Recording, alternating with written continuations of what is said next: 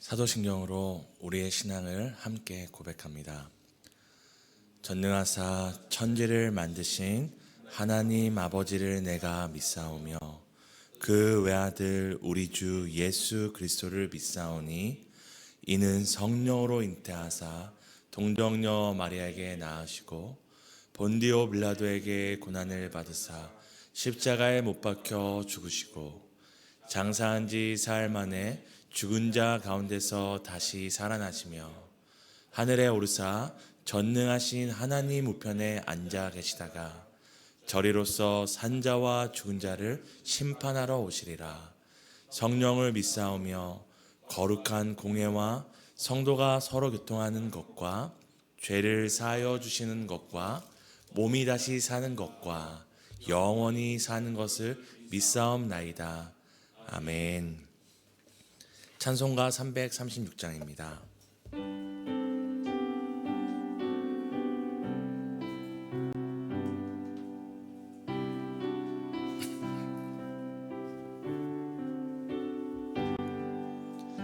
환난과 핍박 중에도 성도는 신앙 지켰네.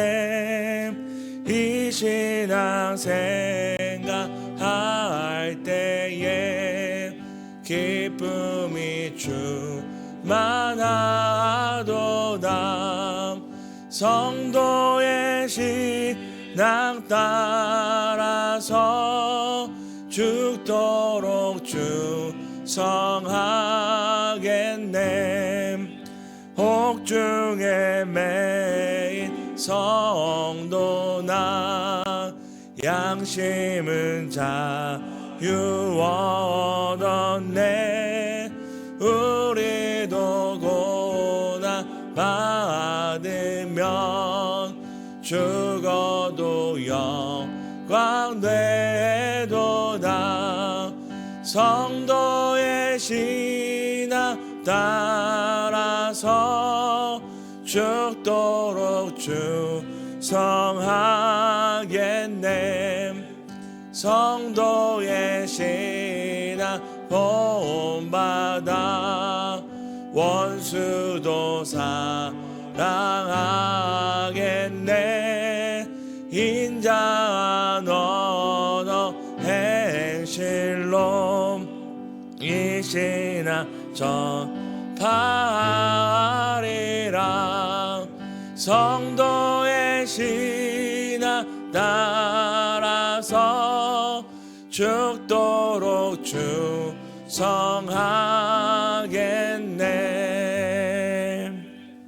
아멘. 신명기 2장입니다. 구약성경 신명기 2장 26절에서 27절 교독하시고 26절에서 37절 교독하시고 마지막 37절을 함께 읽도록 하겠습니다.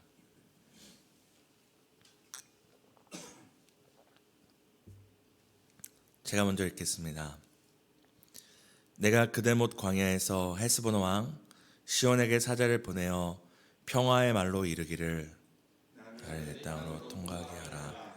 내가 큰 길로만 행하고 좌로나 우로나 치우치지 아니하리라. 너는 돈을 받고 양식을 팔아 내가 먹게 하고 돈을 받고 물을 주어 내가 마시게 하라. 나는 걸어서 지날 뿐인즉 아래에 거주하는 모압 사람이 내게 행한 것 같이 하라. 그리하면 내가 요단을 건너서 우리 하나님 여호와께서 우리에게 주시는 땅에 이르리라 하였으나 헤스본 왕 시온이 우리가 통과하기를 허락하지 아니하였으니 이는 내 하나님 여호와께서 그를 내 손에 넘기시려고 그의 성품을 완강하게 하셨고 그의 마음을 완고하게 하셨음이 오늘날과 같으니라. 내가 이제 시온과 그의 땅을 내게 넘기노니 너는 이제부터 그의 땅 차지하여 기업으로 삼으라 하시더니 시온이 그의 모든 백성을 거느리고 나와서 우리를 대적하여 야하스에게 싸울 때에 하나님 여호와께서 그를 우리에게 넘기심에 우리가 그와 그의 아들들과 그의 모든 백성을 쫓고 그때 우리가 그의 모든 성읍을 점령하고 그의 각 성읍을 그 남녀와 유아와 함께 하나도 남기지 아니하고 진멸하였고 그 성읍에 탈취한 것은 우리의 소유로 삼았으며 우리 하나님 여호와께서 그 모든 땅을 우리에게 넘겨주심으로 아르논 골짜기 가장자리에 있는 아로엘과 골짜기 가운데 있는 성읍으로부터 길르앗까지 우리가 모든 높은 성읍을 점령하지 못한 것이 하나도 없었으나 약복강과 산지에 있는 성읍들과 우리 하나님 여호와께서 우리가 가기를 금하신 모든 곳은 내가 가까이 하지 못하였느니라. 아멘. 지난 한 주도 말씀과 기도로 살아내신 우리 성도님들 축복하고 환영합니다. 광야에서 훈련을 받은 이스라엘 백성은 하나님의 명령을 따라 이제 돌이켜 북으로 올라갑니다. 에돔을 지나고 모압 지역을 지나고 이 암몬 지역에 이르렀을 때 오늘 우리가 읽었던 본문에서와 같이 이 헤스본 왕 시온이 통치하고 있던 지역을 지나가게 됩니다. 요단 동쪽의 주요한 요새였던 이 헤스본과 길르앗 땅은 사실은 모압의 영토였지만 이 시온 왕이 차지한 후 이제 모압 족속은 아르논강 이 남쪽으로 그리고 암몬 족속은 이 동쪽으로 밀려나게 되었습니다.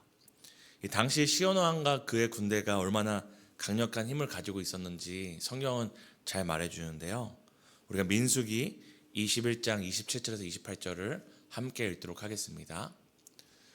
그러므로 시인이 읊어 이르되 너희는 헤스본으로 올지어다. 시온의 성을 세워 견고히 할지어다.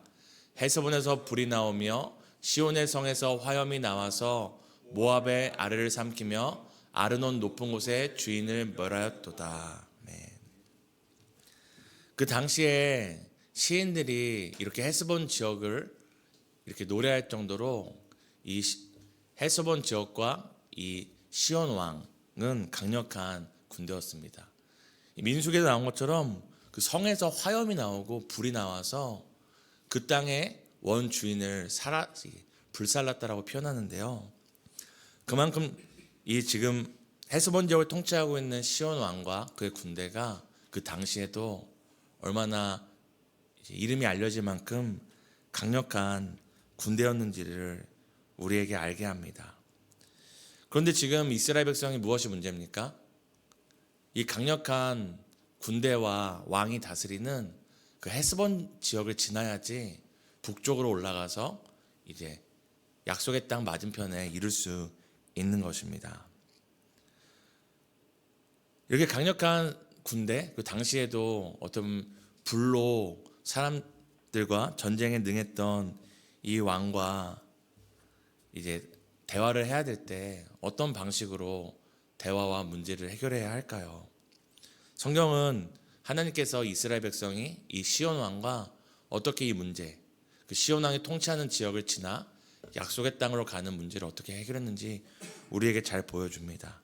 우리 함께 신명기 2장 26절을 함께 읽겠습니다. 내가 그대못 광야에서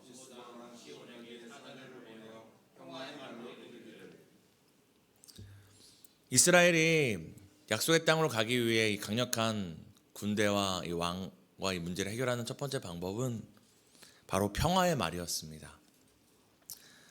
사실 이 땅은 이스라엘 백성에게 지금 이스라엘 백성이 지나가야 되는 이 헤스본 지역은 이스라엘 백성에게 주시겠다고 말씀하신 약속의 땅도 아니었고 그리고 오히려 그 땅은 이제 강력한 군사력을 가진 시온 왕과 이 모압과 암몬 족속이 이제 분쟁하고 있는 분쟁 지역이었습니다. 모세는 그 땅에 대해서 다른 목적이 없었기 때문에 평화의 말로 이렇게 이야기합니다. 2장 27절과 28절인데요. 제가 읽겠습니다. 나를 내 땅으로 통과하게 하라. 내가 큰 길로만 행하고 좌로나 우로나 치우치지 아니하리라. 너는 돈을 받고 양식을 팔아 내가 먹게 하고 돈을 받고 물을 주어 내가 마시게 하라. 나는 걸어서 지날 뿐인즉. 지금 모세가 자기의 사자를 보내서 평화의 말로 어떤 이야기를 하고 있습니까? 협박이나 아니면 뭐 흔히 말하는 어떤 꼼수를 하고 있는 것이 아니라 평화의 말로 그냥 지나가게만 해라.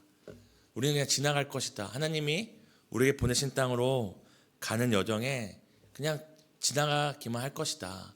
만약에 우리가 양식이 필요하고 물이 필요하면 돈 주고 사 먹겠다고 이야기를 합니다. 한마디로 그저 지나가게만 해달라고 얘기하는 거죠. 그리고 그들이 이 땅을 지나가야 하는 이유와 분명한 목적도 잘 설명합니다. 우리 함께 신명기 2장 29절을 함께 읽도록 하겠습니다. 함께 읽겠습니다. 세일에 거주하는 에서 자손과 아래에 거주하는 모압 사람이 내게 행한 것 같이 하라. 그리하면 내가 요단을 건너서 우리 하나님 여호와께서 우리에게 주신 땅에 이르리라 하였으나 지금 자신들이 이 땅을 지나야 되는 것은 다른 데 목적이 있는 것이 아니라 자신들이 이 지나왔던 지역에도 그렇게 조용히 지나온 것처럼 우리는 목적지가 있는 사람들이다. 우리는 정말로 너희와 상관없는 그저 요단 동편 한 지역이 아니라 요단 건너편 서편으로 가기 위해서 우리는 이 길을 지날 뿐이다. 하나님이 주신 땅으로 가기 위함이니 우리가 이 땅을 그냥 지나가게 해달라고 평화의 말을 전합니다. 왜 이스라엘 백성은 그 당시에 가장 쉬운 방법은 전쟁이었거든요. 싸움이었거든요. 이 시온 왕도 그 자기가 살고 있던 땅을 다른 방법이 아니라 이 무력과 싸움으로 힘의 논리로 그 땅을 차지했잖아요.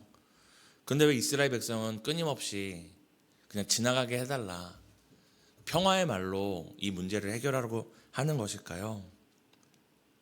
그것은 이스라엘 백성이 그 당시에 가득했던, 그 당시에 여러 족속들의 가장 중요한 문제는 땅을 정복하는 거였거든요.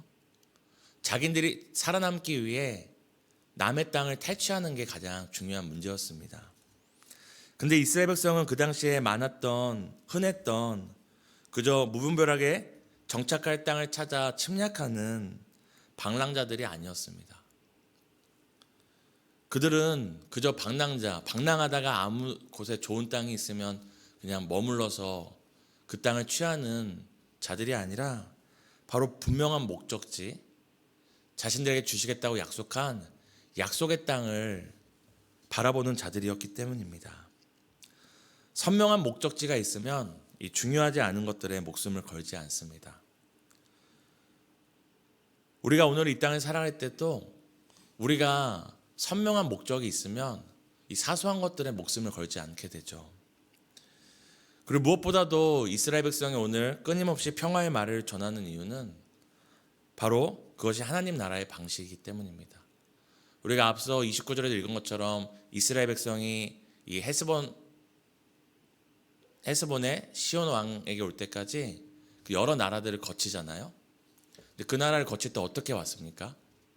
싸우면서 불필요한 전쟁을 하면서 오지 않고 평화의 방식으로 왔습니다. 그냥 우리를 지나가게만 해다오. 우리가 조용히 지나가겠다 라고 말했을 뿐입니다. 이것이 바로 하나님 나라의 방식입니다. 하나님의 나라는 힘을 앞세우지도 않고 그저 자신들의 욕망이나 어떤 필요를 앞세우지도 않습니다.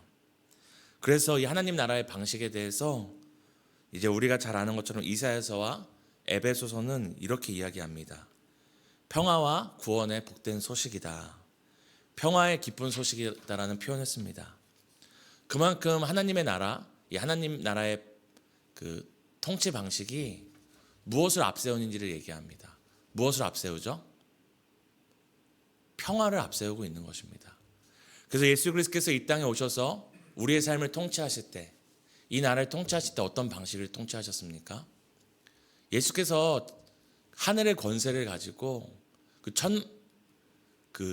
천군 만만의 그 하늘 천사를 동원해서 강압적으로 이 땅을 통치하지 않으시고 이 땅을 화평으로 십자가에 자기가 죽으심으로 화목케 함으로 이 땅을 통치하시고 우리의 삶을 통치하십니다. 이렇게 평화의 말을 끊임없이 전하는 이스라엘에게 지금 세상 나라는 어떻게 대답했는지를 우리가 보겠습니다. 함께 신명기 2장 30절과 신명기 2장 32절을 함께 읽겠습니다.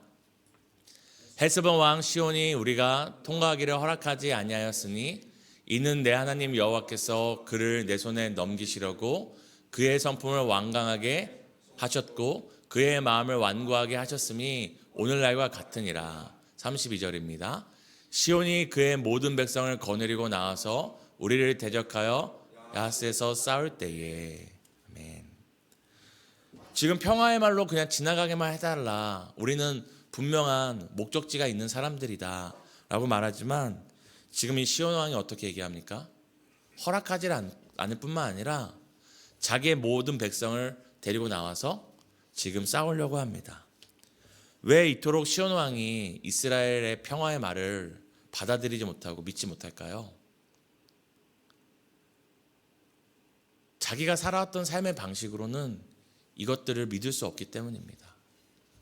자기들은 어떻게 평화의 말을 하다가도 뒤에서 딴 모략을 해서 그 땅을 정복하기도 하고, 아니면 자기가 힘만 있으면 언제든지 그 약한 나라와 약한 지역을 침략하고 빼앗던 자기의 삶의 방식에서 볼 때 이스라엘의 이 200만이나 되는 군대가 그냥 지나가겠다는 하는 이 말이 도저히 믿어지지 않기 때문입니다. 자기의 사고방식과 자기의 그 방식으로 이스라엘의 평화의 말을 이제 대적하는 것입니다. 이게 바로 세상 나라의 방식이죠.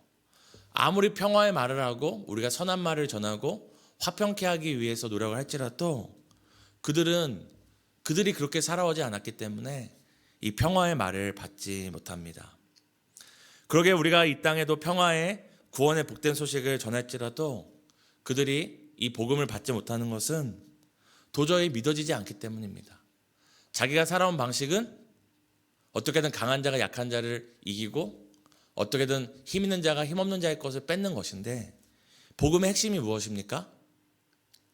세상을 만드신 하나님이 이 땅에 오셔서 우리를 위해 죽으셨다라는, 힘 있는 자가 강한 자가 약한 자를 위해 오히려 자신의 생명을 내어줬다는 이 복음의 방식이, 평화의 소식이 이 세상의 기준에서는 이해되지 않기 때문입니다.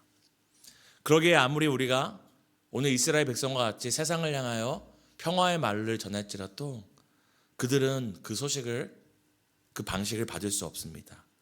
이에 대해서 빌립보서 1장 28절은 이렇게 이야기하는데요. 우리 함께 읽도록 하겠습니다. 무슨 일에든지 대적하는 자들 때문에 두려워하지 아니하는 이 일을 듣고자 함이라.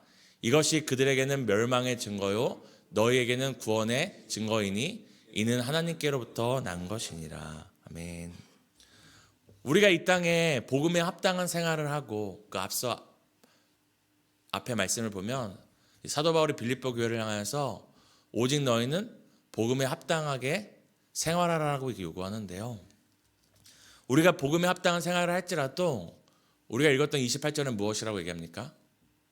아무리 우리가 복음에 합당한 생활을 하고 평화의 방식과 평화의 말들로 살아갈지라도 대적하는 자들이 있다는 것입니다. 그것을 받아들이지 못하고 반대하는 자들이 있다는 것이죠. 근데 사도 바울이 이것이 무엇이라고 얘기합니까? 그들에게는 멸망의 증거라는 것입니다. 세상 나라에 속했기 때문에 이 하나님 나라의 방식을 받아들이지 못하는 그 모습 자체가, 이 사람들이 멸망받기로 정해진 자들이구나. 이것이 그들에게는 멸망의 증거요, 우리에게는 바로 구원의 증거라고 이야기를 합니다.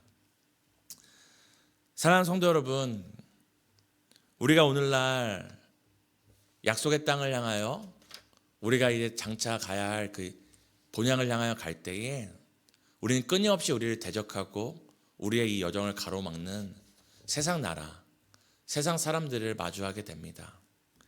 그때 우리가 해야 될 방식은 무엇입니까? 우리의 본성을 따라 행하는 것이 아니라 우리가 어디에 속했는지를 놓치지 말아야 합니다. 우리가 하나님께 속했고 예수께 속했고 하나님의 영원한 나라에 속한 백성으로서 우리는 세상의 방식이 아니라 평화의 말로, 평화의 방식으로, 평화로 준비한 이 복음으로 우리는 살아가야 합니다. 그럼에도 우리는 이 세상 나라가 이것들을 받았지 못하고 우리를 끊임없이 대적할 때 우리는 똑같이 행할 것이 아니라 끝까지 평화의 방식과 평화의 나라를 이 땅에 확장하며 살아가야 될 줄 믿습니다. 우리가 오늘 살펴보지 않았지만 뒤에 보면 결국 이 세상 나라의 방식을 갖고 싸우려 나왔던 시온 왕과 그 군대는 이 하나님 나라에 의해서 멸절됩니다.